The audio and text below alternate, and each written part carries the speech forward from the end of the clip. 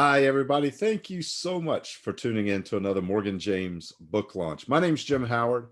I am the publisher for Morgan James, and I'm excited today to talk to an amazing author and introduce you to another amazing book. And today we have Laurel Solorzano. And Laurel is the author of the incredible dystopian thriller In the Shadow of the City. Laurel, thank you so much for taking the time to join us. And yeah, beautiful cover, beautiful book. Thank you so much. It's a pleasure to be here. I'm excited. This book is so much fun to read, and this is one of my favorite genres. This is what a lot of people don't know about me, is that amongst the business and leadership and all sorts of books that I read, I got sucked into the world of young adult fiction and dystopian novels when my daughter was growing up, reading a lot of those books, the Hunger Games series and things like that. So this has become one of the genre of books that I can't not read. And your book is such a joy for me to dive into and read. And I'm excited for the rest of the world to get access to it and be able to dive in as well. So super excited about this one. So what inspired you to write this book? So this book actually started off as a science fiction story, and I wrote it based on a picture prompt when I was I think I was 17 or so, and I wrote maybe what would be equivalent to a quarter of the book. And the prompt showed a mound just kind of rising into the sky, and it had two moons, and it said, explain, what's going on. So in the original version, Scarlett could actually read minds. And this was kind of her power. Everybody had a certain power. And she was being sent to another planet to help put out the problems on this planet. So when I revisited this story about 2 years ago, I was looking for a project to write in November of 2019. And I thought, dystopian fiction is so popular. I could easily make this, she's going to a city and she's working for the government instead of science fiction and going to another planet. So that was kind of where the story idea originally started. That is so cool. And it unfolds and unwinds from there. And I don't want to give too much away, but the adventures that take place and also I think some of the circumstances that pop up through the book are just really well done and well spelled out. So the readers, I know people watching this day, when they get the copy of the book, they're going to enjoy jumping in and figuring out what happens as the story unfolds. Yeah, so, I had just as much fun writing it, so hopefully they'll enjoy it. Yeah, and what a fun way to get inspiration, how a lot of people find inspiration in different ways, but just seeing an image kind of brought the story to mind, and then putting it down and kind of moving it along at a different point when you picked it back up and take it in a different direction. And, we see a lot of authors have different journeys, and we have a lot of people watching today, and our authors maybe at different points in their own journey. So tell me a little bit about your journey so far. So far, I've been writing since I was 12, where my friend and I would exchange chapters, and we would read one chapter and then we'd write the next one after getting each other's feedback. And we even wrote some stories together.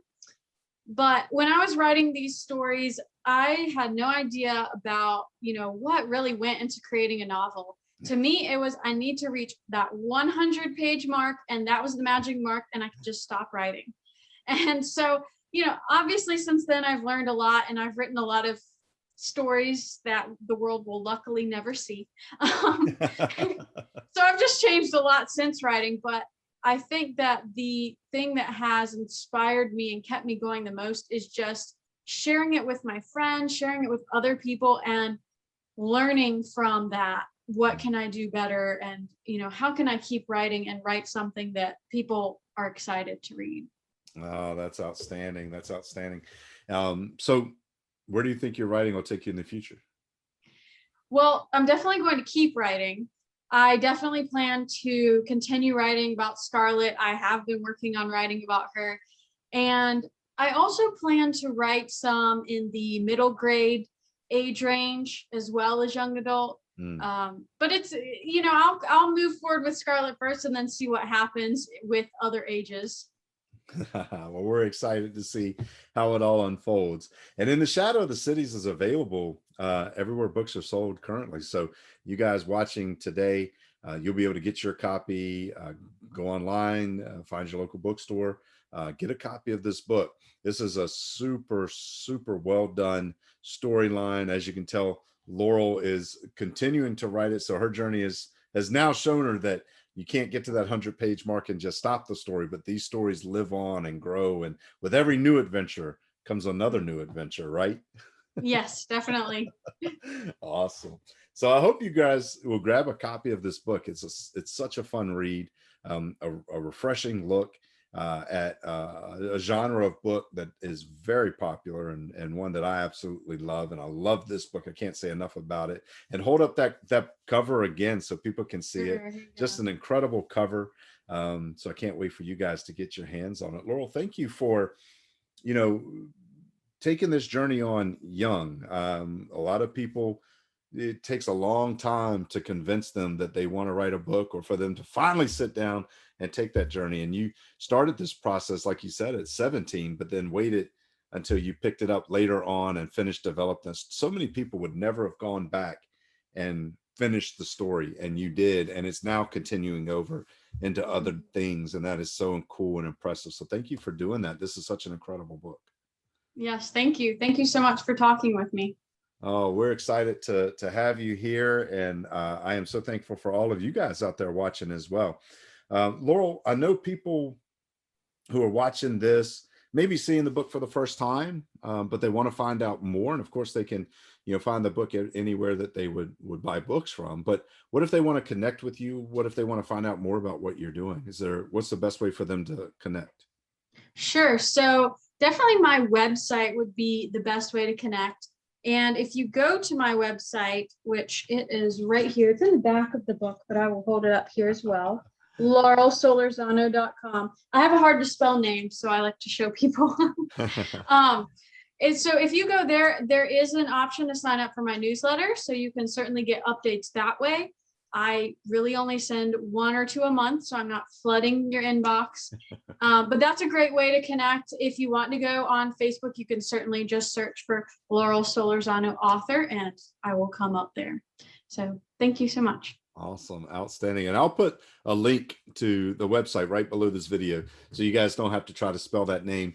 And you can just put it into your web browser and go straight to the source. So I hope you guys do that. I hope you guys will connect with Laurel, get a copy of the book and let her know what you think. It's an amazing book, and I know you're going to enjoy it as much as I have.